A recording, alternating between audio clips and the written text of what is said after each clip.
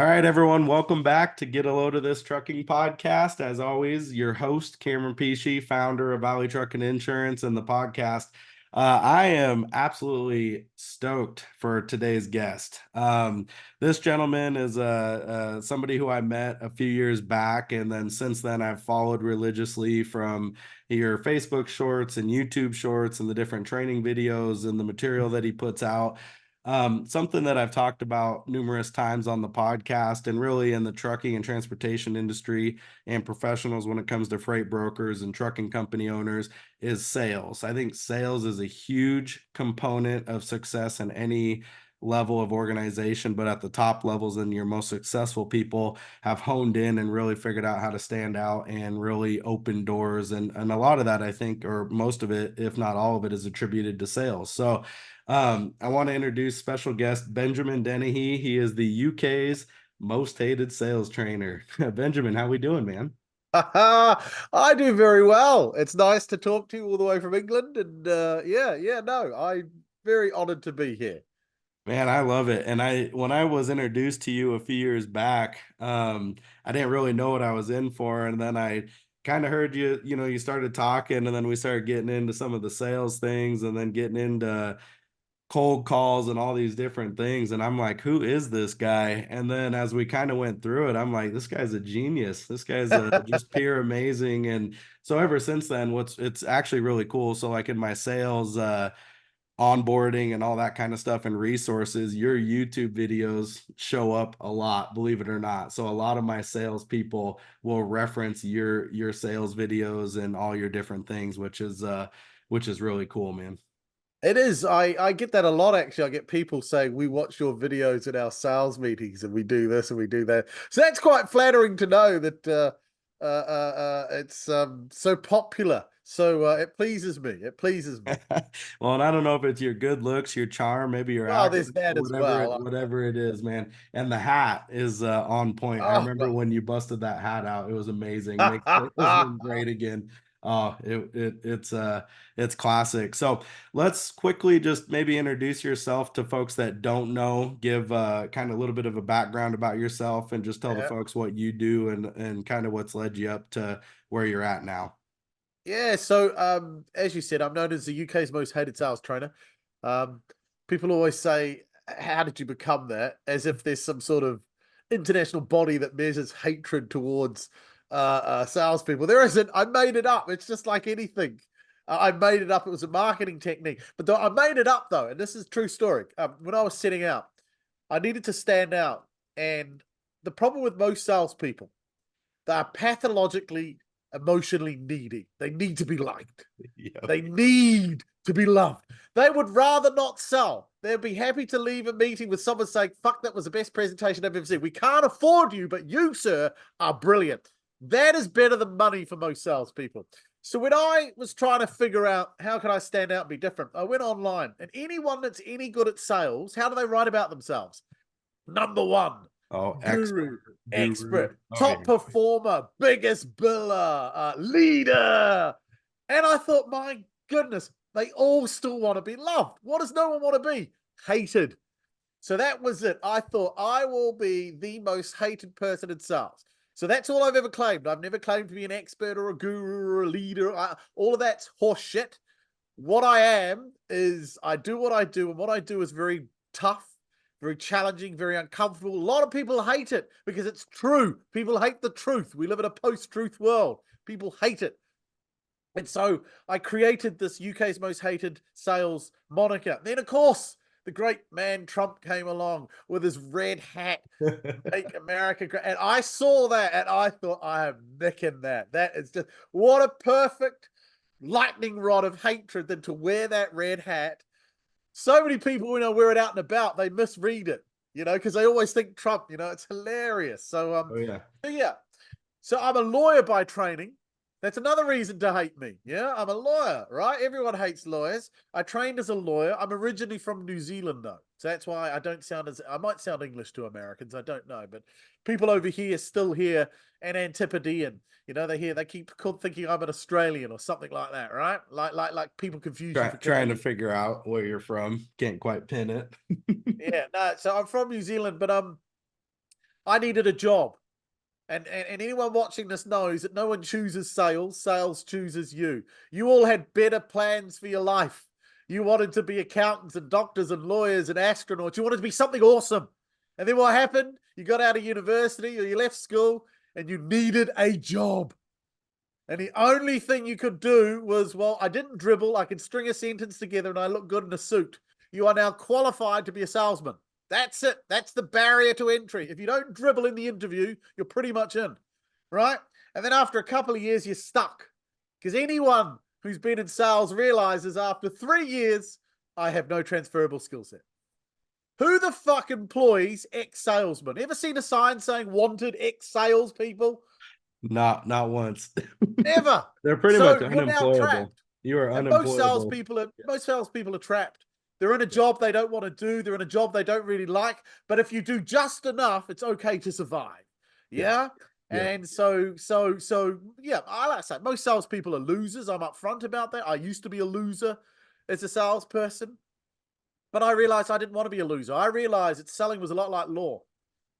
And you could be really good at it or really crap at it. There are good lawyers, there are bad lawyers, and there are Yeah. average lawyers. I wanted to be in the top 1% Well, and I of don't think it salespeople. takes much to stand out. I think you figured that out, that really just with a little bit of effort and honing of your skills, it's easy to rise to the top, especially in my opinion, cold calls, because usually the people that are cold calling are either the elite, but a lot of times I find they get busy or maybe soft or they don't get hungry anymore. I'm not quite sure. But then the entry level people are appointment setters and they're not that skilled on the phones for the most No, part. I get no. these cold calls every day and I'm like, you couldn't sound any more miserable reading that script to me. It blows my mind. So then when I came across you, oh, how refreshing was it? You know, because I am one of the weird people that enjoy cold calling, and I got into sales when I was 20. So I started cold calling at 20 years old with no formal training and just straight into the mix. And it was horrible, but it was awesome because like as you said, the barrier to entry was low. All of a Yeah. sudden you have some success and it's like, oh my gosh, I could do this and I just got to talk to people. This is amazing. So when I came across, oh man, it was awesome when I came across you guys. So for those listening, you'll definitely want to go find him, follow the YouTube, check out the background story. I know you've done actually a couple episodes about, you know, what's led you to this point. And then your business, you're a sales trainer. So you will be for hire and you can come in for an organization. You can do virtual. I know you have a bunch of different platforms for that, right? Oh, yeah, yeah. Don't worry. If there's a way to take your money, I figured it out. That's right. Yeah, that's the whole point of me. Don't leave without value. I think you got a biscuit one day when you I remember that story. You were in Oh, an yes. attorney's office and you weren't going to get this closed, but you you got a biscuit out of the deal. You had to leave with a shred of dignity, is I think what you That was said. it was one of the good at my skills. This lawyer literally just stood up and said, I think you should leave. Yeah. It had gone that. And I remember I said, fair enough. I said, to be honest, I'd probably have asked me to leave about now too. I said, all right. And as I'm standing up, I thought, well, I got to leave with some sort of dignity. I've got to get something out of this, other than the lesson, which I did take. But I needed something more. And I said, can I ask one last question before I leave? He said, sure. I said, can I have a biscuit? And he said, yes, of course. And it's those little biscuits you get in a packet of two, Oh that yeah. everyone Like on the airplane or yeah, whatever. like on an airplane or in a hotel room or whatever. So I took that packet and I still have it to this day. I kept it as a reminder of one of the worst meetings that I'd ever had. But the lesson I took from that meeting, I've applied and it's made me a small fortune. And this is what I try to get across to salespeople. To get really good at this, you're going to have to fail really badly. You have to be willing to completely fuck it up. And that's one of the challenges. Most salespeople have ego, pride. They want to look good. They want to look polished. They want to look booted. I watched every single Columbo movie. You know the TV cop Columbo? Oh yeah. World's greatest salesman, because no one knows he's a cop. They think he's the janitor or the caretaker, or they think he's just some member of the public who stumbled across the scene. He was so bad at being a policeman that he always got his murderer because everyone underestimated him. Everyone thought he was an idiot, didn't know what he was doing. And I watched his movies and I said, I'm going to be like that, but in sales. And that's how I do. I don't take pens to sales meetings. Never take a pen. And I go, can I take notes? And they say, sure. And then I'll just start looking for a pen like Columbo did. And then everyone they're watching you struggle. And this is why I do it. You see, the easiest way for a human being to feel better about themselves is to find someone not as well off. So when you're struggling for a pen, they will start to feel good. Yeah, look at this loser. He doesn't even have a pen. Look at this knob. I can't feel threatened by anyone that doesn't bring a pen to a To a sales sales meeting. meeting. Right? What sort of idiot? So then they have to loan you one. And then when they loan you one, their mum gives them an internal pat on the back and says, aren't you a nice guy? Look at you helping out this guy. So now they feel good. Now I'm doing this deliberately to manipulate them. I want them to feel like that. I want them to feel their guard lowering because this guy's not a threat. But then I can do my job of grilling them and questioning them, making them realize, oh my goodness, this guy's actually quite good. But the defense, so it's all a routine. Everything I do is an act. The hair, the braces, the hat. It's all manipulation, like a Yeah. good salesman should be. A master actor Yeah. with great psychiatric skills. Yeah. And now, is some of this from your attorney days, like with the negotiation skill set and all that kind of stuff, or is this self-taught, or did you have a mentor? How did you come up with figuring this stuff out, or did School of Hard Knocks? Did you just learn? It's a combination of a lot of things. So one thing law taught me is that everybody lies all of the time. Yes. They'll even lie to their attorney where it's total privilege and nothing you tell the attorney can be shared. They lie to you because we're embarrassed, whatever reasons, our motivation, doesn't matter what it is. We hold stuff, and we don't outright lie. We hold stuff back. And we say, well, I won't mention that because that's probably not important. So I learned that everybody's never telling the truth. I also know that in sales. I know I lie all the time to salespeople. We all do it. It's perfectly legitimate to lie to salesmen. You watched your mum and dad do it your whole life. It's acceptable almost. Acceptable. You can lie to a salesman and still go to heaven. I think even Jesus probably said to a street trader, I'll think it over, I'll be back. Never went back. Right? Because there's nothing wrong with it. You're allowed to do it. Yes. So when I moved to England, I needed a job. And I couldn't practice law because they have a slightly different system and they wanted me to do some retraining. And I didn't want to do retraining. So I had to get a job. What do you do if you're a qualified lawyer, no other skills? Well, you got the gift of the gab. You're quite good at debating and arguing. Sales. So I fell into something, needed a job. So here I was. And what I discovered very quickly, or what people would tell me, was I had an amazing ability at getting people to want to meet me. I could phone up and I could cold call. And I remember one of my clients, I ended up setting up my own business, just doing cold calling for other people, one-man band. And one of my clients said, you're really good at this. He goes, why are you so good at this? I said, honestly? He goes, yeah, honestly. I said, I have no idea.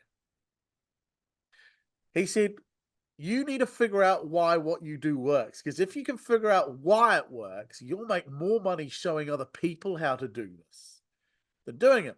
And that's what got me starting on my journey. And I realized a lot of stuff I do, I did naturally. Like I used to put on a fake stutter when I used to cold call because people can't hang up on a man with a disability. That's just wrong. Right? So I used to put on a fake stutter and always act slightly confused, and people gave you more leeway and latitude, which meant I could talk more. So I met a sales trainer who'd been around for some 10 years, I think.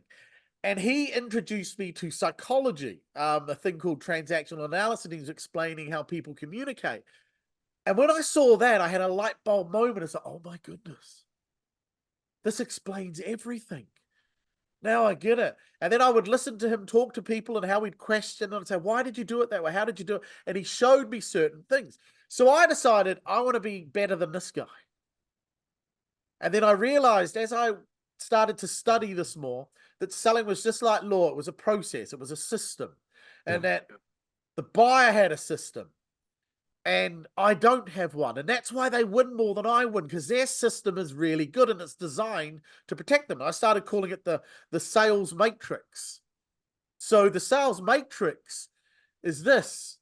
As a prospect, I don't have to tell you the truth. That's the first thing. I can embellish, I can lie. There's nothing I can say that's beyond the power. So I can say I'm the decision maker when I'm not. I Yep. can say I'm not the decision maker when I am. I can say I have no money when I got loads. I can say I've got lots of money when I got none. I can say it's urgent when it's not urgent. I can say it's not urgent when it isn't. In fact, there's literally nothing I can't say.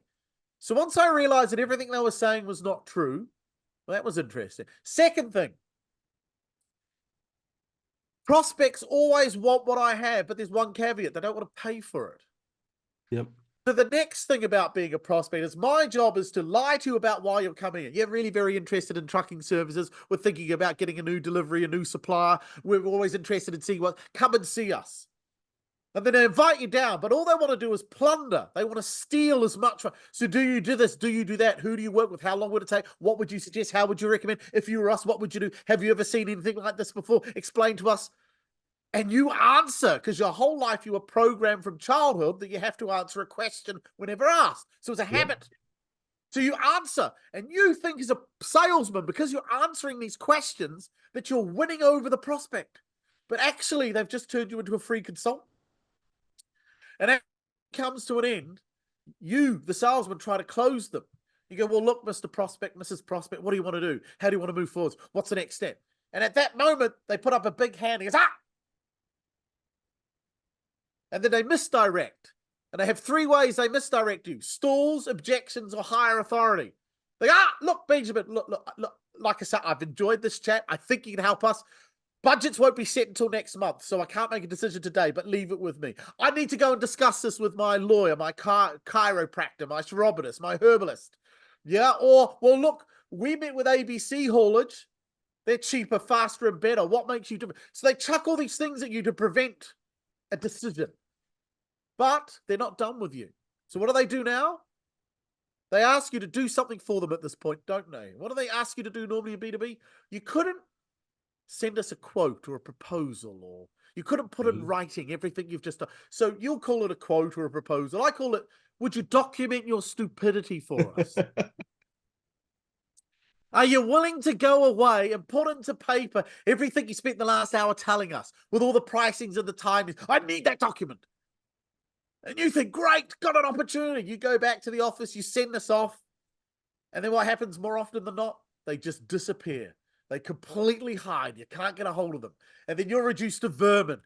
I bet your people are watching this now. How many of you watching this are chasing someone right now and you're calling from a different phone number so they don't know it's you? That's right. How many of you are calling at odd times to catch them off guard? Yeah, you've reduced you to vermin. And yet, a week ago, they couldn't tell you how much they love you. Why do they do that? Because I got what I wanted from you. I was never going to buy from you. We'd already made a decision. We just needed your quote to get a better price for our existing supplier. We just needed your information to prove that we're going to, or we're actually going to do this ourselves. But you've just proven to us that we can do it because we asked you all the questions we needed help with. So they use you. But every now and then one of them pays out. And so salespeople just go through that process over and over again. And that's where phrases like, it's a numbers game. You've got to be in it to win it. All that shit was created by losers. Actually, it wasn't by losers. Do you know who created all those sayings? You got to be in it to win it. It's a numbers game. Who? Lottery. They're jingles for the lottery. That's right. Sure enough. Because that is what selling is for most salespeople. It's a lottery. They show up, they throw up, and they hope. Yep. My job is to stop all of that. It's very hard to get out of, though. Very hard to stop doing. Yeah, It's and how I you've think always done without it. a system or a process, which you had mentioned, you're going in with a game plan that's not there. And you're right, the prospect has a game plan because they've been trained and sought their whole life to shut you down, Yeah. get you out of that conversation, answer the call and be like, fuck, why did I answer this call? How do I get this guy off the phone? Which, you know what, one of my favorite cold call lines I borrowed from you is the you address it head on, essentially, right? Oh, yeah, the opener. Oh, Yeah. the whole, hey, is Ben there?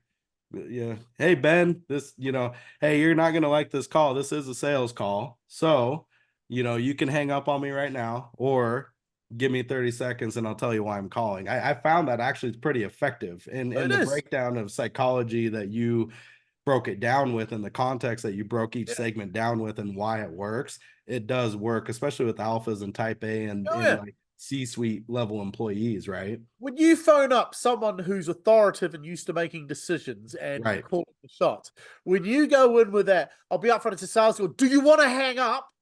Well, Yep. let me. That do you want to hang up? Their inner rebellious kid goes, "Fuck you! Don't you tell me Yeah, what to do." that's right. So You can't their tell me what to instinctive do. reaction is to say no, Yep. and I do it. I'm manipulating them. They think they're in control, but actually, I did that. Yeah. And you It's got fun. them to say or get no, and that no equates power to them because they just dictated that Mhm. decision. It's much easier to get a no from someone than a yes as well. Mm-hmm.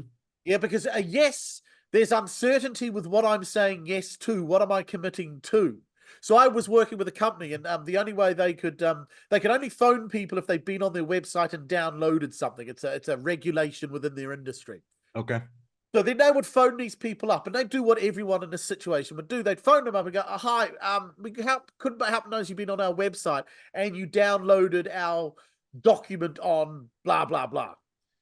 And you hear the reticence in the person. Uh, yeah, yeah, Even though they yeah. just downloaded it, they're like, Even though they don't want it, because yeah. what am I saying yes to here? And I said, well, no wonder that's not working because you're trying to get them to say something that's uncomfortable. Do you know, it's easy to get no. So then I flipped it. I said, let's do it this way. And they've had huge success. They phone up now. They go, hi, um, Cameron, I couldn't help but notice you downloaded the white paper from our website on XXX. Can I ask you a question? Was that a mistake?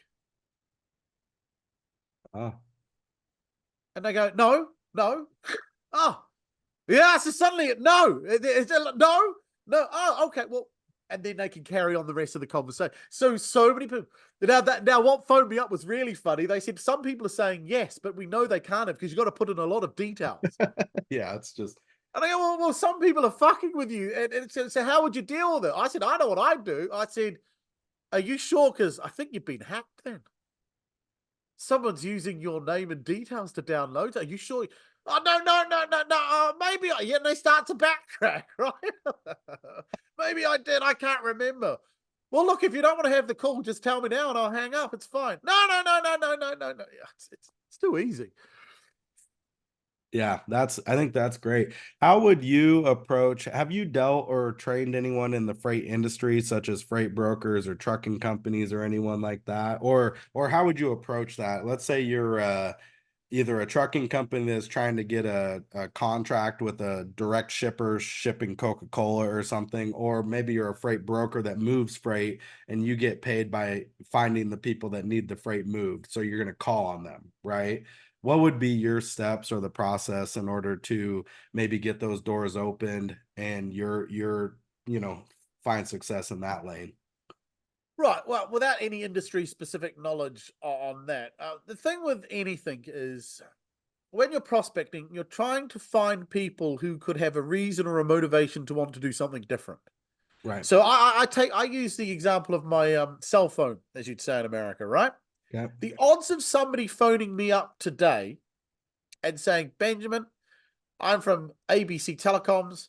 I can offer you a brand new phone. I can half your bill. I can offer you this, this, this, and this. Do you want to sign up today? And my answer would be, even if that's cheaper than what No. I've got here, would Yeah. be no. Yeah. Why? Well, because I'm happy with this. There's nothing currently wrong with my service or my provider. I'm never going to and then if you suddenly say, but we could do it for half price. See, that doesn't sell it to me. So how can you provide exactly the same level of service at half price? See, now I'm suspicious. Why would I swap absolute certainty with which I'm happy for uncertainty just to save 20 quid a month? Yep. So you can't get people to move. But this is a true story. I did once change phone when someone had phoned me up. Because that morning, this is going back years, I had been prospecting. And on two occasions whilst prospecting, my phone signal had cut out and the Mm. calls went dead. Now, by a miracle, somebody phoned me that afternoon offering phone services. Normally, you tell them to F off, but I thought, no, I've actually had a shitty experience this morning with my phone provider. I'll hear you out. And I listened to him and he said this and that. And I listened to him and I get to the end of his call. I said, I'll tell you what, I said, I'm in. Let's do it. You could hear the elation, the excitement in this lad's Really? voice. Really? And he's like, oh my God, someone just said yes. I mean, no one says yes. And I said, look, before we move on to the next step, though, I said, can I ask you a question? He said, yeah. I said, why am I buying from you? And he said, well, because we're going to give you 10 gigabytes of data. We're going to increase your minutes to unlimited and we're going to save you. I said, no, no, no, no. This has got nothing. I said, as far as I know, you're going to be as equally as shit as my current supplier. But what I do know is that from the end of this phone call, those bastards at ABC won't be getting any more of my money. I'm switching because of spite. Nothing you've offered. And this is the same in all sales. If you're selling in a service which is highly competitive, as trucking would be, you're going to have to figure out, if I had to buy trucking services or haulage services, what would an existing supplier have done or been doing that kind of irritates, frustrates, or pisses me off? And then you're going to go in at that angle. Now, the problem is most people you talk to won't recognize it because most will be relatively happy. Yep. Just like your customers. I guarantee everyone that's trying to poach your customers, you're hoping they're all saying, no, we're very happy with ABC Haulage. They do a great job. They're absolutely, and that's what you want. Yet you get pissed off when you phone someone up and they say that to you about a competitor. So some people actually do deliver what they say, but not all. So prospecting is about finding them. It's just like COVID. I don't know when you're going to have COVID, but I know the symptoms of COVID. So I'm going to phone up and ask you, do you have ABC symptom? If you say no, I say, fuck you, I'll move on to the next one. Yep. But I could phone you back in 2 weeks and ask the same thing. And you go, well, actually, I do have a bit of a sore throat. Now we've got something. Maybe we go. So that when you're selling it, so I work with packaging companies. They sell packaging. So it's as close to haulaging as you can get. We sell wrapping for hauling stuff. Yep. Very competitive industry. They say it's price driven until you get better at selling, and it's not. Price is very rarely the reason why anyone buys anything. I will pay more for better service, better delivery, better security, better safety. But price is the one thing I know I can beat you up on as a salesman because it's the one thing they find the hardest to deal with. Well, why are you so expensive? Or our other suppliers, our existing suppliers, cheaper. Which Now, if they got no other probably problem, a lie, but yes. probably a lie. Yes, it Right. is. Yeah. And then so you can challenge. I'm confused. If they're so good, why do you have these problems then? Why are you able to recognize anything that I could discuss? So again, you need to figure out what would someone who buys our service be pissed off, irritated, frustrated, annoyed with that we know. Then we phone up and we talk about that. We don't phone, hi, my name's Benjamin from ABC Haulage. We'd just love to get in front of you. We just want to introduce ourselves. I'm pretty sure we're quite competitive. Can I come and see you, please? Fuck off. I got better things to do with my life than, yeah. But if you phone them up and say, look, we work with a lot of haulage companies. Often they're frustrated because deliveries can be delayed. Others are annoyed that when packages arrive on occasions, they've arrived damaged, or that the wrapping has been of a poorer standard, or blah, blah, blah. But you're going to tell me you've never experienced any of that. And if they say, well, no, I can recognize a couple of those, then now I've got an in. The question is it big enough to justify you doing something about it? I won't know that until we have a meeting. But if you say, no, I recognize those symptoms, well, let's have a bit more of a chat. And if it makes sense to meet in person, then let's do it. So you've got to know what you fix. That's the problem most salespeople have. They don't know what they fix. They know what they do. They know why they do it. They know how they do it. They know what they do. But what do you fix? What would someone who doesn't know you're the solution be bitching or moaning about? And they don't know you're the answer. That's what you got to figure out when selling. I think people become susceptible to then vomiting what they do good onto the prospect, right? They're going to then tell you, and I see this all the time, we do this and we can do this better. And this is the value we add, and da, da, da, da, which they not one time figured out what the actual problem was. They went straight into trying to give a solution without fully understanding. Even if this prospect said, I recognize that and I do have this problem. I think most salespeople jump on that and try to. Yeah, well, we can fix that. We can eliminate it. Which is not the right way to I do haven't it. said it's big enough to fix, though. I've just said I reckon it's a symptom. Right. So a good salesman, if they're smart, my job now is to try and convince you it's not a problem, which is hard. Yep. So then I'm going to say, well, when you say your packaging turns up late, that doesn't happen a lot though. That's maybe only happened once or twice this year. Because he may say, yeah, it has only happened. So let me ask you a question. If it's only happened once or twice, it's not really a problem. It's just the odd fuck up, right? And if everyone screws up, and then they may go, okay, I go, but it's not just that. That's when they start, because if they got one problem, there's normally another one. Or they'll say, no, you're right. It is just a one-off. I go, so why do you care? Well, the cost of the two incidents cost us a small fortune. Well, when you went back to your existing supplier, you said, hey, guys, are you going to compensate us for this loss? What did they say? And then they only say one of two answers. I didn't actually do that, or we did do that. If they say I didn't do it, I go, well, why the hell not? Well, no, now you put it. Well, what do you think they would have said? Well, they would have, yeah. So you gotta get them to start to see. Yep. So I challenge everything. And that's the other problem. Salespeople don't challenge. Yeah. So when somebody says I've got a problem, you got to, well, why is it? I don't understand. Can you give me an example of what you mean by your stuff gets damaged? Yeah, we had a delivery last week. Pallet came in, half the stuff in it was broken. Yeah, but that doesn't happen a lot. Well, more often than not. More often than not means once, twice, 3 times a month. About twice a month. Well, when you complained to your existing carrier about it, what did they do? Well, they said they'd fix it. Well, I guess that must have worked. Well, no, because I've damaged it again. So can I ask you a blunt question? Yeah. How long are you going to put up with this before you tell them to fuck off? I don't know. No, come on, you must know. What's your biggest fear if you tell them you don't want to work with them? And then you can go, well, they do this for us, they do that. Some people are locked into contracts out of fear. Right. Got to challenge. Got to challenge everything. Yeah, I think that's sound advice. So what is your opening, like what's your go-to opening line or cold call pitch right now? Because right now, especially coming out of COVID, I think we were doing a lot of phone sales, cold calls prior to a lot of videos and Zoom.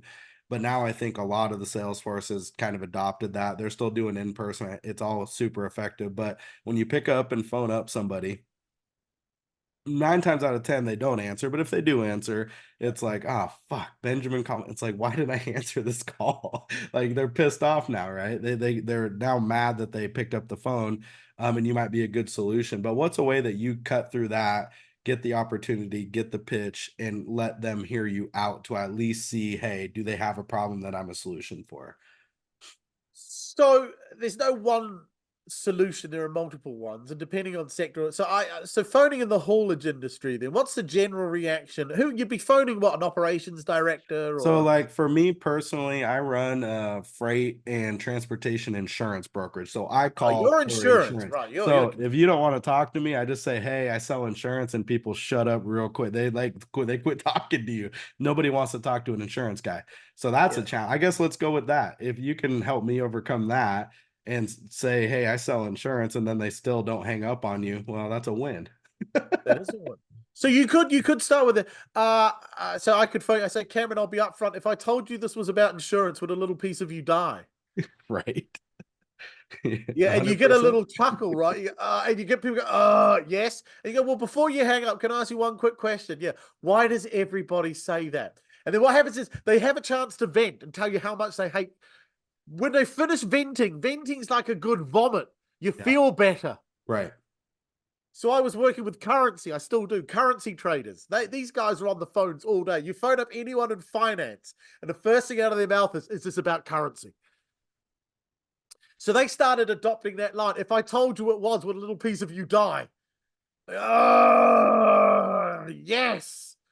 Can I ask why everyone says it? Do you know how many calls I get a week from guys like you? And it doesn't matter how many times you tell them we're not interested, we're happy. They just keep calling. I go, that must be frustrating. It is. I go, well, look, if the next 30 seconds are different, will you hear me out? And then a lot were saying, well, you already sound different. As long as you phone up and start off sounding different, you're more likely to get into a conversation. If I told you, I'll be upfront, this is a sales call. Do you want to hang up or let me have 30 seconds and then decide? That's a very popular one. It works very well. Another one is if I told you this was about insurance, would you hang up? Yes. Fair enough. I won't say that then. Well, what's it about? If I told you it's about protecting your property from damage, how about that then? Yeah. So all I want is enough. If I can get a little chuckle, it means I've got their inner child come out. And if I Yeah. get their inner child to come out, we might be able to play just for a bit longer. And that's all I want. Want to be able to play just for. I want to deliver my pitch. I want you to let me say my pitch. And if at the end of it you reject what I fix, I'll take that. If you don't have these problems, then I can't work with you anyway. Yeah. Just there's no Oh, point. no, and I think that's good. And yeah, in the freight industry, they usually have a lane or a need, or they're trying to move a certain type of freight in certain regions. And so it's similar, but I know that if you can come up with a pitch to sell insurance, you could Yeah, sell freight. It's all the it's same. very easy. I Yeah. mean, this is why I can work in any sector or any Yeah. industry, Yep. because human beings buy the same way, regardless of what they're buying. We buy emotionally and justify intellectually. That doesn't matter if Yep. you're buying toothpaste through to haulage services. Yep. Yeah. So once you understand that, you just structure your conversations around it. And I've worked in virtually every industry. I don't know what 99% of my clients do, yet I can still make phone calls on behalf of it, Yeah. because you don't need to know anything to ask good questions to get someone to realize maybe we do have a problem. Yep. Now, do Yeah. you have a prescription for? I know you say it's a numbers game and this and that, but like salespeople that have goals, and it's like I want to make $250,000 this year, and like a sales trainer or a manager is typically going to say, okay, you need to make 20 calls a day, 50 calls a day. You're going to do this. You'll close this. You can make that, right? And I've fallen guilty to that as well. It's like I think it's a way for people to track numbers and just log Yeah. numbers. But what do you do when you come in? Just a glimpse, like we don't have to like Yeah. give it No, no. away or Well, anything, but the like what's first a thing, glimpse? yeah, the first thing you need to do is you got to measure what matters, not what looks good. Okay. So I've gone into companies and I've said, so how's it work here? They go, well, our guys are targeted with, they have to be on the phone for 180 minutes a day. Okay. And I go, why? And I said, well, that's what they tell you. He said, I know that's what, but why? Well, because it means they're talking to people. I go, well, I know that, but what do you want to have happen in those conversations? And I go, well, obviously, talk time tells us that they're talking to people.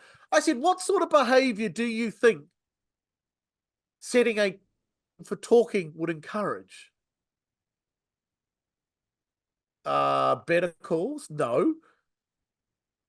Think about it. You got to talk for 180 minutes a day. What are you going to start doing with your conversations? You're going to Writing have them. long, drawn Yeah. out, pointless conversations to hit a pointless metric. Yep. So you got to measure what matters. Dials is irrelevant. You could dial 100 companies and not get through to anyone. That's not a good measure. Well, he did 100 dials. Well, good for the retard. He didn't talk to anyone, right? So you got to measure what matters. And so for me, I do something similar, but it's on things that matter. So I would work out, I want to make 250K. My average orders say 25. So I need to have 10 successful deals a year. What's my close rate at final meeting? Say 50%. I go, so I need 20 final meetings a year. How many second meetings, in my experience, go on to final? Let's do half again. So I need 40 second meetings to get 20 final meetings to get 10 sales. Okay. So now the next one. To get 40 second meetings, how many first meetings do I need? Let's say 80. Okay, 80. So that means I need to get in front of 80 decision makers over the next 12 months. And well, that sounds like a lot. Hold up, break it down. Take 2 months holiday. So let's say, I know you Americans only get 2 weeks, but for the math, it's a lot easier. In England, you get a lot more holidays. So let's say two. So 2 months of the year, you're off on holiday. So that means I've got to have 8 meetings a month. That's 2 meetings a week. Now that gets more manageable. How many people do I have to talk to at a decision-maker level to get one to say yes to me? Let's do the 1 in 10. So for every one meeting, I need to talk to 10 decision makers. That means to get 80 meetings, I need 800 decision makers. 800 over a year, is over 10 months is 80 a month. That's 20 a week. That's 4 a day. That was my metric. I had to talk to 4 managing directors or CEOs every day. That was it. As soon as I'd hit my 4, regardless of whether or not I got a meeting, I could finish prospecting. That could have taken 5 dials because I could have got through 4 for 4 back in a row. Bang, bang, bang. Some days it could take 100 dials. Some days it could take 2. The goal was you have to have 4 conversations at Decision Maker a day. Love that. By the end of the week, I will have had 20. And if I've got no meetings from 20 conversations, it means one of two things. Either what I'm saying doesn't resonate, or how I'm saying it is wrong. Those can be fixed. You don't have to wait a month to know someone's not going to hit target. At the end of week 1, well, you've spoken to 20 people, so you're definitely doing the behavior. I'll give you that. You're doing the actual work, but whatever you're saying or how you're saying it isn't working. So now we can listen to you, listen to your calls, and figure out what you're doing wrong. And then you go and change it. So in week 2, you'll be better than week 1. And that is how it's done. It's not, I'm going to make $100 today. No.